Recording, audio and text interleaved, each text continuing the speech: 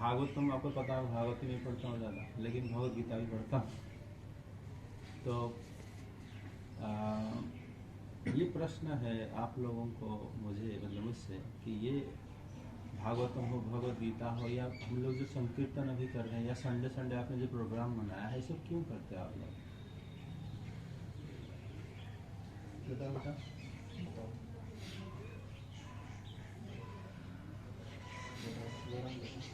ताकि हमारी spiritually growth हो सके। स्पिरिचुअल ग्रोथ हो सके। ठीक है, तुम बताओ। तो हमारा शुद्धिकरण हो सके एक तरह से, और हमारे अंदर से पाप करने की प्रवृत्ति खत्म हो, और पूरी चीज़ भगवान को प्रसन्न करें। हाँ बेटा, आप बताओ। कभी जागरूकता फैलाने के लिए लोगों में अपने अंदर क्या फायदा है इसमें?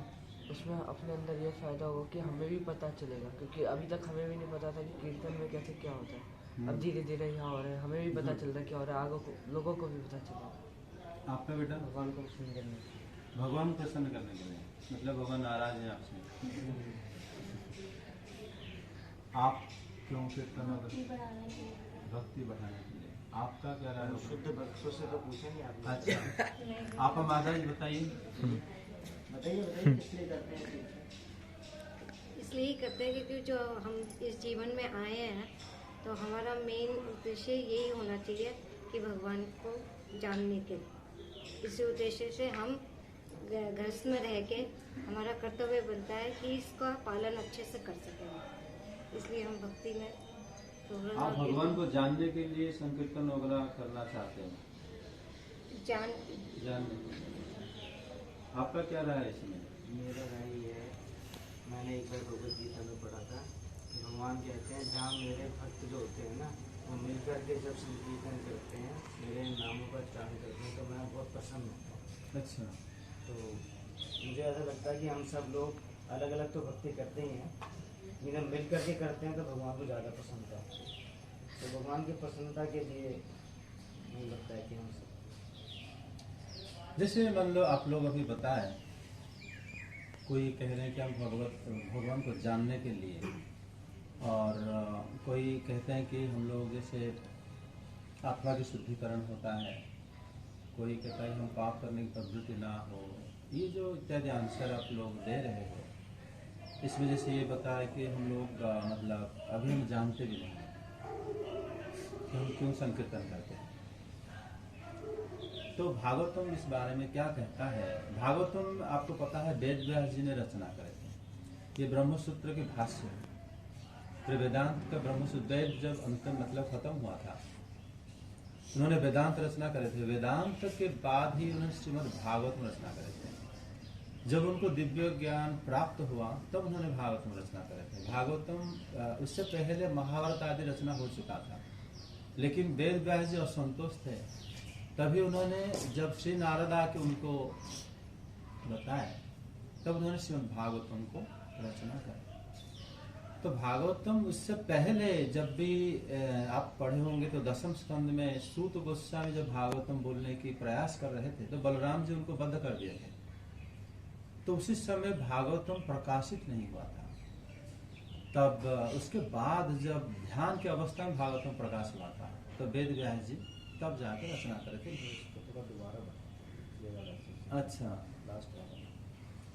जो भागवतम के अंदर ये है, भागवतम को जैसे पहला श्लोक तो है भागवतम का जो जन्मादस्यतम, भागवतम पहला मंगलाचरण है। भागवतम किसके बारे में भागवतम है और हम क्यों पाठ करना चाहिए?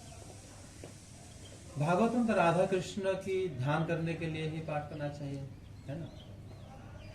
भागवतम के अगर अंतिम श्लोक को हम देखते हैं, वहां बताया जाता है कि नाम संकीर्तन यस्य सर्व पाप प्रणाशन, जिनके नाम संकीर्तन सब सारे प्रकार के पाप को नाश करता है, हम उन्हीं हरि को प्रणाम करते हैं। भागवतम के शुरू और अंतिम मतलब अंतिम अगर हम देखते हैं, इससे ये पता चलता है कि हम पूरे भागवतम के अंदर भगवान के नाम संकीर्तन ही रचना हुआ है। ठीक है, तो इतना अलग क्यों? हम क्यों, जैसे अभी उसी दिन प्रभु जी पूछ रहे थे कि हम क्यों ना, अगर हम संकीर्तन करते हैं और आप कहते हो कि भागवतम श्रवण करके संकीर्तन करना, इसमें अंतर क्या है? इसके अंतर हम लोगों के लिए ही है लेकिन दिव्य आत्मा दिव्य भक्तों के लिए कोई अंतर नहीं है। उनको भागवतम की श्लोक सुना दो या हरे कृष्ण कीर्तन सुना दो, दोनों में कोई अंतर नहीं लगता।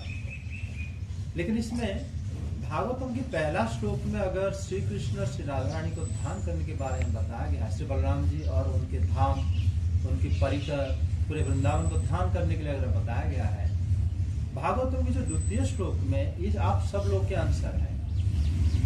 इसी श्लोक में है धर्म प्रोजित पैतवत्र परम निर्मत शरणाम सताम वेद्यम वास्तवमत्र वस्तु शिवदम तापत्रय उन्मलनम। यहाँ पर देखो एक एक शब्द का बहुत महत्वपूर्ण है। वेद व्यास जी यहाँ पर बोले हैं वेद्यम वास्तव वस्तु, ये एक वस्तु है जिनको जानने के लिए, वेद्यम शब्द का अर्थ होता है जानना। जैसे उन्होंने बताया कि हम जानते भी नहीं, हम क्यों करते हैं। जानने से क्या होता है, अगर हम लोग जानते हैं कोई चीज को, तब जाके हम उसके बारे में हम अवेयर हो पाते हैं और वहां से या हमारा जो शैली बदल जाता है लाइफ का। अगर हम पता नहीं है कोई चीज तो हम उसी में मुश्किलें आती है। वेद्यम वास्तव मात्र वस्तु शिवदम, वो वस्तु जो है बड़ा मंगलकारी है। वेद व्यास जी बोल दिए अगर वो वस्तु है तो वस्तु शब्द बोल के वेद व्यास जी ये बोल दिए कि ये भागवतम जो है हम लोगों को कौन बोल रहा है कोई मतलब नहीं। अगर आपको समझ में आ रहा है, अगर आपने ग्रहण कर लिया, तो फिर आपका जीवन शैली जो बदल जाता है। तो वस्तु शब्द बोल दिया। भाषा के यहाँ कोई महत्व नहीं है। भाषा चाहे इंग्लिश हो, हिंदी हो, संस्कृत हो, बंगाली हो, या कुछ भाषा हो, भाषा क्योंकि वस्तु शब्द आ गया ना, वस्तु भाषा से परे होता है। सीधा समझ में आ रहा है? मतलब जब हम लोग वास्तव मात्र वस्तु शिवदम तापत्रय उन्मलनम, उन्होंने जब वास्तव शब्द बोल के, वास्तव वस्तु शब्द बोल के वेद व्यास ये बोल दिए, चाहे भाषा कुछ भी हो, चाहे आपका वक्ता कोई भी हो, इससे कोई मतलब नहीं होता किससे कौन बोल रहा है, क्या कह रहा है। अगर आपको वो वस्तु समझ में आ गया तब फिर आपके कल्याण निश्चय में नहीं है। शिवदम तापत्रय उन्मलनम, उसमें 3 प्रकार की जो ताप है वो नष्ट हो जाता है। उसमें अगर 3 प्रकार की ताप नष्ट हो जाता है, इसका मतलब ये भी हो गया कि ये अगर हमारे ताप को नष्ट करने वाला है तो वो वस्तु हमसे अगर अलग है तो हमारा ताप को नष्ट नहीं कर सकता। हमारा अंदर क्या है किसको पता। तो जो आके हमारा अंदर से भी ताप को नष्ट कर सकता है वो हमसे अलग कैसे हो सकता है। अगर जो हमसे अलग है वो एक परम वस्तु कैसे हो सकता है, हमारा कल्याण कैसे कर सकता है। इसका अर्थ वेद व्यास जी तापत्रय उन्मूलम शब्द को बोल के ये बता दिए, जो ब्रह्म वस्तु या जो श्री कृष्ण श्री राधा रानी की या धाम परिकर की जो ध्यान हम करते हैं, पहला श्लोक में बता दिए, उससे हम लोग जुड़े हुए हैं। तभी उन्होंने आगे आधे श्लोक में बताते हैं, श्रीमद् भागवते महामुनि कृते किं वा पररीश्वरः। वो कह रहे हैं श्रीमद् भागवत जो है महामुनि की द्वारा संकलित है, रचित है, रचना करे हुए। महामुनि शब्द को जैसे यहाँ पर लिखा गया वेद व्यास जी, वो श्रीधर स्वामी पाद बताते हैं कि महान मतलब सारे मुनियों से महान, सबसे महान मुनि तो स्वयं भगवान ही है। वो कहते हैं श्रीमद् भागवतम स्वयं भगवान के द्वारा ही संकलित है। किं वा पररीश्वर, कोई अन्य ईश्वर की जरूरत है क्या। यहाँ पर श्री वेद व्यास जी स्वयं अपनी रचना को इंगित करके या टोंट करके बोल रहे हैं कि आप लोग बोलो कि इसके अलावा कोई है क्या, जबकि सब उनको पता है, फिर भी हमें कह रहे हैं कि और कोई है क्या, बताओ आप कोई है तो। इसका मतलब वास्तव वस्तु जो है स्वयं श्री भगवान है। उनको वो हमारे सारे ताप को इसीलिए नष्ट कर पाते हैं कि वो हमसे जुड़े हुए हैं। अन्यथा हमारा ताप 3 प्रकार के ताप कैसे नष्ट कर देंगे। बाहर वस्तु अगर कोई होगा, श्री भगवान तो मंदिर के अंदर है, वो हमारे अंदर क्या चल रहा है हमको क्या पता चलेगा। हमारे ताप आप कैसे नष्ट कर सकते हैं वो, अगर वो हमें नहीं जानते हैं तो। ठीक है, सिर्फ हमें नहीं सबको जानते हैं। समझ में आ गया। उसके बाद से वेद व्यास जी बोलते हैं श्रीमद् भागवते महामुनि कृते किं वा पररीश्वरः सद्य हृदय वरुध्यत्र कृति भी शुश्रुभि तत्क्षणात्। सद्य हृदय अवरुद्ध अत्र, हमारे हृदय के अंदर अवरुद्ध हो जाते हैं। कब? कृति भी शुश्रुभि ही। कृति भी शब्द का होता है वही पुण्य लोगों का, जो लोग इसको सुनने की इच्छा करते हैं।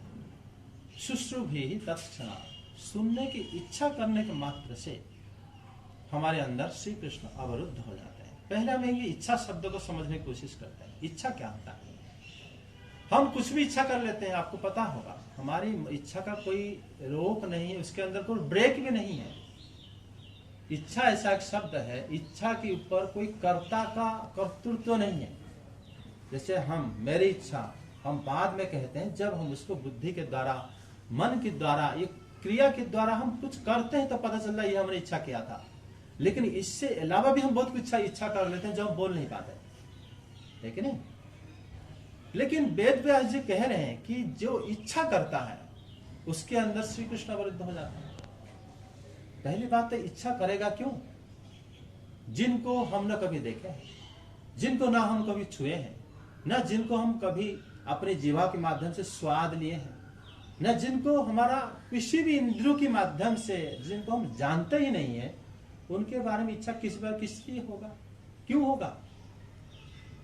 वेद व्यास जी जब लिख दिए जो इच्छा करेगा, उनके जो कुछ जानता ही नहीं, इच्छा करेगा कैसे? हो इच्छा शुरू कहां से होगा?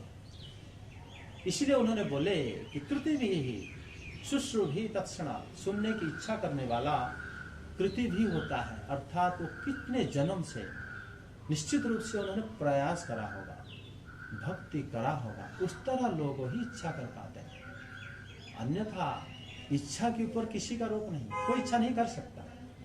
अगर इच्छा ही नहीं कर सकते तो भगवान के बारे में भागवत सुनने की अगर इच्छा नहीं, कृष्ण के बारे में सुनने की इच्छा ही नहीं है, किस प्रकार हम उनको जान सकते हैं?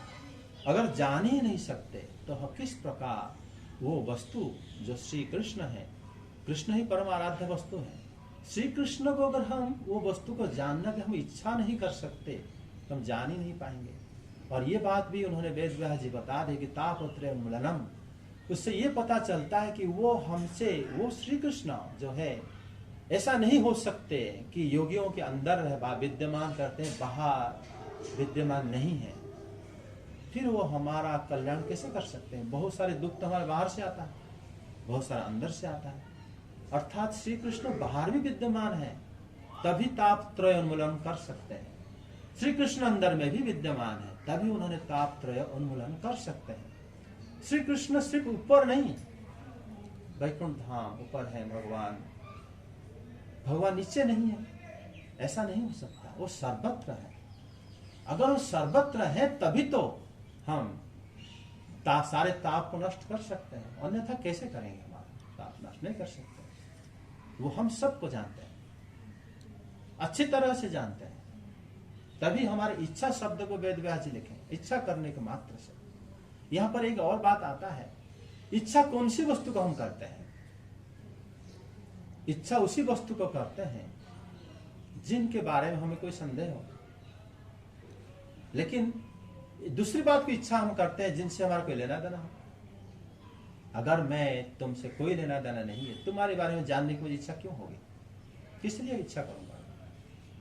संदेह शब्द से इच्छा जो है भागवतम में, श्री कृष्ण को जानने की इच्छा से ये पता चल जाता है कि श्री कृष्ण से हमें लेना देना है, हमें प्रयोजन है। वो कैसे प्रयोजन है, हम किस प्रकार उनसे हमारा लेना देना है, ये जानना ही श्रीमद् भागवतम का उद्देश्य है।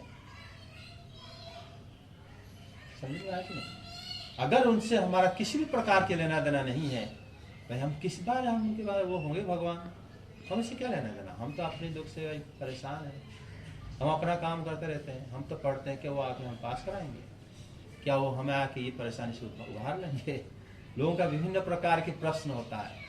वो वास्तव में श्रीमद् भागवतम वेद व्यास जी द्वितीय श्लोक में बताते हैं कि कौन सुन सकता है। इसलिए इतने आप लोग, मतलब हम लोग इतने प्राउड फील नहीं करना चाहिए कि हम लोग भागवत सुनने बैठे हैं या भगवान के नाम संकीर्तन कर रहे हैं। तो हम लोग निश्चित सब लोग से अलग है, क्योंकि अलग तो है तभी तो हम लोग इकट्ठा होकर भगवान के नाम जैसे इन्होंने संकीर्तन कर रहे थे, या हम लोग सब मिल के कर रहे थे, ये बहुत बड़ी भाग्य की बात है।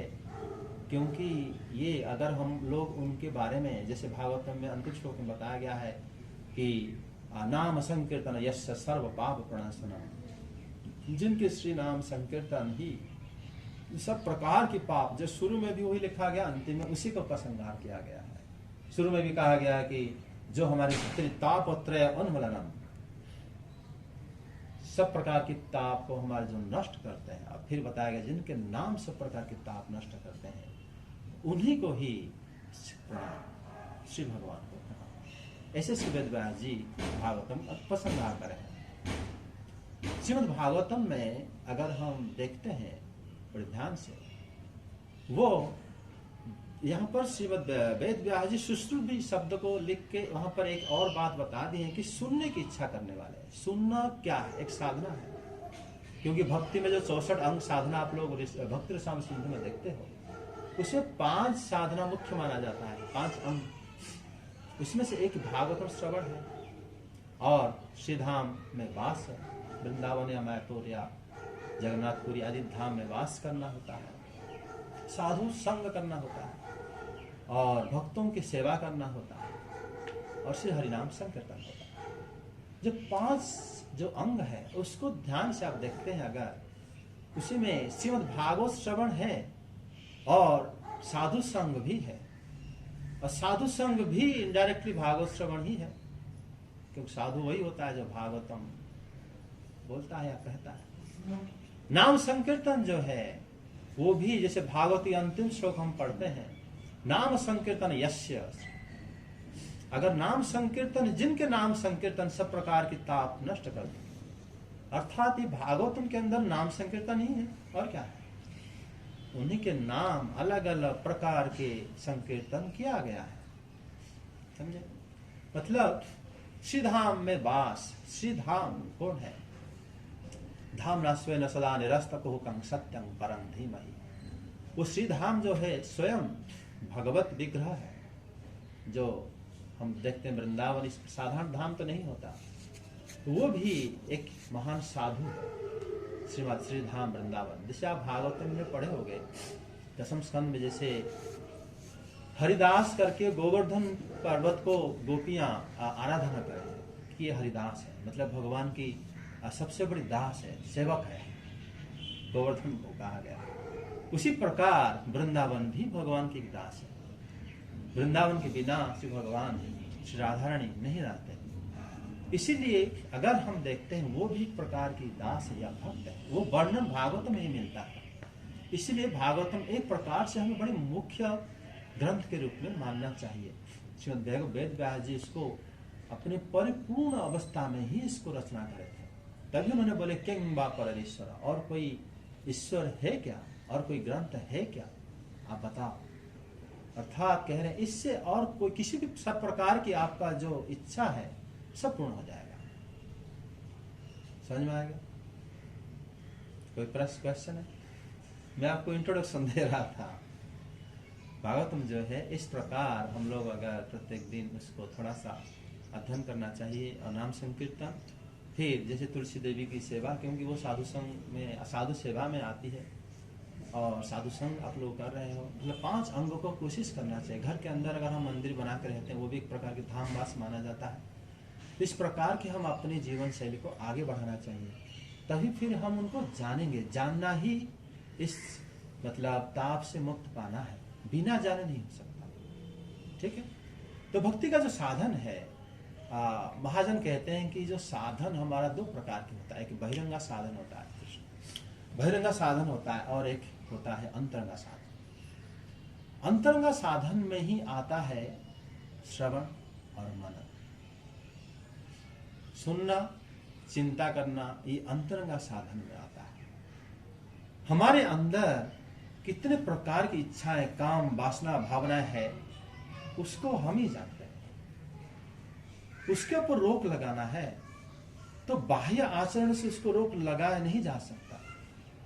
अगर आपने तिलक कर दिया, धोती पहन लिया, संकीर्तन कर लिया बड़ी उच्चर से, क्योंकि हम लोग संकीर्तन जो करते हैं इसमें भगवान के नाम जिसको हम सुनते ही श्री भगवान से जुड़ जाना चाहिए, लेकिन हम जब उच्चारण करते हैं हम उनको साधारण वस्तु की तरह उच्चारण करते हैं। जिस चीज के नाम लेते हैं, मतलब भगवान के नाम, जिस साधारण लोग के नाम लेते हैं, हमें कोई अंतर नहीं लगता। मतलब हम लोगों के लिए बाह्य आचरण हो जाता है। इसलिए शुरू में मैंने बताया था कि भागवतम श्रवण करके संकीर्तन करना चाहिए, तो कम से कम चिंता में तो कुछ आएगा। फिर हम संकीर्तन उन्हीं के नाम ले कह करके थोड़ा सा तो मन उनकी तरफ जाएगा। अगर हमारे जो शरीर में जिस प्रकार 5 कर्मेंद्रियां हैं, 5 ज्ञानेंद्रियां हैं, हाँ, 5 विषय है और 4 अंतःकरण है। अंतःकरण शब्द को हम व्याख्या करते हैं, अंतःकरण में आता है अंदर में जो मन, हमारी बुद्धि, हमारी चेतना, हमारे अहंकार, ये जो अंदर जो रहता है उसके ऊपर किसी का अंकुश नहीं होता। समझ में आया? अंदर अंदर रहता है, उसको अंदर से कोई वस्तु अगर जाएगा तब जाके उसको साफ कर सकता है। बाह्य आचरण से वो साफ नहीं हो सकता। बाह्य आचरण हम जब मान लो सब कुछ कर लेते हैं, जब सो जाते हैं अकेले आके हम अलग हो जाते हैं दुनिया से। ठीक है, एक बात और बताते हैं कि जब जैसे तापत्र उन्मूलन में जैसे हमारे सब प्रकार की दुख को नष्ट करता है। ठीक है, दुख और सुख हम दोनों को बराबर मान लेते हैं, सुख दुख है, लेकिन इसको विचार अगर हम करते हैं, दुख और सुख दोनों हमारे लिए बराबर नहीं है। अगर आप बहुत दुखी हो, जागृत अवस्था, हम लोग जो जगे हुए हैं, अवस्था जागृत अवस्था है, इस अवस्था में हम लोग दुखी हैं। अगर किस प्रकार किसने कुछ कह दिया, कुछ हमारा काम नहीं हुआ, या जो बड़े होते हैं लोग, उनके बहुत सारा टेंशन होता है, दुखी होते हैं। जब मान लो जागृत अवस्था में हम दुखी हैं, जब हम सोते हैं स्वप्न अवस्था में भी हम दुख हमारा पीछा छोड़ता नहीं है। स्वप्न में भी हम कभी कभी दुखी हो जाते हैं, सपने में हम दुखी मतलब दुखी हो जाते हैं, लेकिन वो दुख सुषुप्ति अवस्था नहीं जा पाता। ये कभी अगर आप नोटिस किया हो तो, अगर आपने पूरे गाढ़ नींद में सो गया, पूरे गाढ़ नींद में, तब देखोगे आप भूल भी जाओगे कि कोई दुख था क्या, तो उठ के फिर इंक्वायरी करोगे, अरे अच्छा मुझे दुखी था। मतलब दुख हमारा सुषुप्ति अवस्था को छू नहीं पाता। हम तो वही हैं, ये बात को विचार करने वाली है। हम लोग की जो भागवत चतुर्थ स्कंध में बात आएगा, श्री नारद बताएंगे, हमारा जो जागृत अवस्था, स्वप्न अवस्था और सुषुप्ति अवस्था, दुख हमारा जागृत और स्वप्न में देखा जाता है, पाया जाता है कि हम दुखी हैं, दुख रह जाता है, लेकिन सुषुप्ति अवस्था को दुख स्पर्श नहीं कर पाता। लेकिन सुषुप्ति अवस्था में हम रहते हैं, हम सोते हैं, हम उठते हैं तो हमें कुछ बताता है कि हम अच्छे से सो लिए, उल्टा हमें आनंद होता है। ये बात ध्यान करने वाली बात है, जो आनंद के लिए किसी प्रकार की हम लोग मेहनत नहीं किए थे। अर्थात वो आनंद कहां से आया, वो हमारे आत्मा का गुण है, ये भागवत में बताया जाता है। समझ में आ गया? आत्मा का गुण आनंद है, इसलिए गाढ़ निद्रा अवस्था में हमें आनंद प्राप्त हो जाता है। आत्मा उसी समय सारे इंद्रियों को अलग कर देता है, उसमें हमारे मन की गति नहीं चलती। गाढ़ निद्रा में ना बुद्धि की गति चलती है, ना इंद्रियों की, ज्ञानेंद्र की, ना कर्म, कुछ नहीं चलता। जब हम जगे रहते हैं, हमारे हाथ पैर हिलाते हैं, काम करते हैं, सुनते हैं, देखते हैं, हमारे ज्ञानेंद्रिय कर्मेंद्रिय सब एक्टिव हो जाते हैं। इसमें हमारा जो इसमें दुख भी सुख भी दोनों बराबर हो जाता है हमारे लिए। लेकिन गाढ़ निद्रा अवस्था जो है, वो अवस्था में हमें सिर्फ सुख ही मिलता है। ये बात समझ में आया होगा?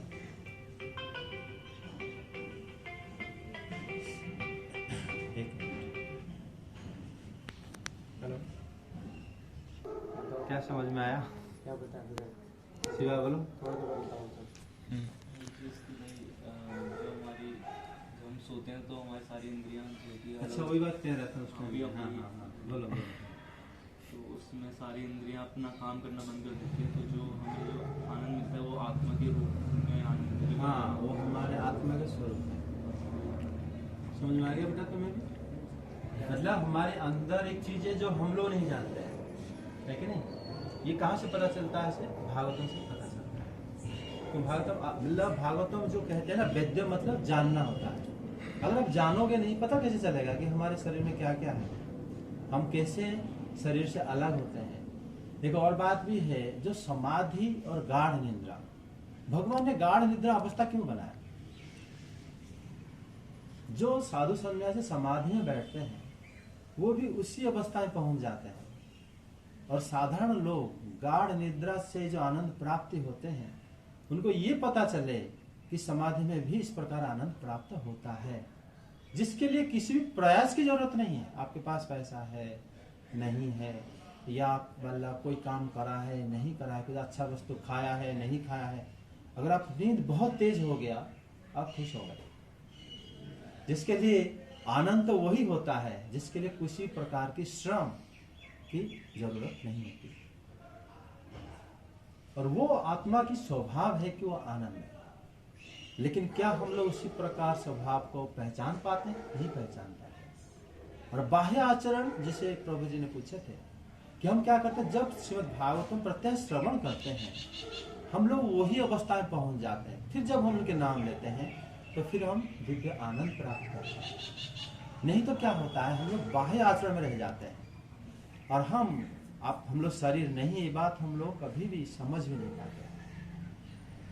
हम लोग आनंद वस्तु हैं, और जो दिव्यात्मा की बात अभी आपको एक उदाहरण दिया, वो बात से ही हम अपने आप को स्टडी करेंगे। बाहर लोग आगे बताने की कोई जरूरत नहीं, आवश्यकता नहीं। जैसे शुरू में मैंने बताया, भागवतम कहाँ से सुनने कोई मतलब नहीं, कौन सी भाषा से सुनने कोई मतलब नहीं। अगर वस्तु को अगर जान लिया तो फिर आपका मतलब है, वही मतलब है। समझ है कि नहीं? तो इसीलिए ही हम लोग क्या करना चाहिए, पता है जैसे आप लोग कर रहे हैं, बड़ी भाग्य की बात है। क्योंकि नहीं तो हम इतने सारे लोगों में से कौन क्यों इस बारे में चर्चा करेगा, कौन कैसे शांति पाता है। जिसमें श्रम है वो शांति नहीं दे सकता। जिस चीजों में आपको मेहनत करना पड़ता है वो शांति का मार्ग नहीं है। जो बिना मेहनत की आ सकता है वही शांति, क्योंकि हम लोग स्वभाव से ही मतलब आनंदित हैं और शांत, लेकिन हम जैसे बाहर ढूंढते हैं जब वो शांति को नहीं मिलता। तभी भगवत गीता में भी आप लोग बताया है, सुना होगा, ज्ञानता माम शांति मुच्यते, भगवान ने बोल दिया, मुझे जानता जो है शांति में रहता है। जानने के यही माध्यम है। हरे कृष्ण। संकीर्तन कर लेते भागवतम, क्योंकि आगे कोर्स शुरू हो जाएगा। ये खाली इंट्रोडक्शन थोड़ा सा बताया था।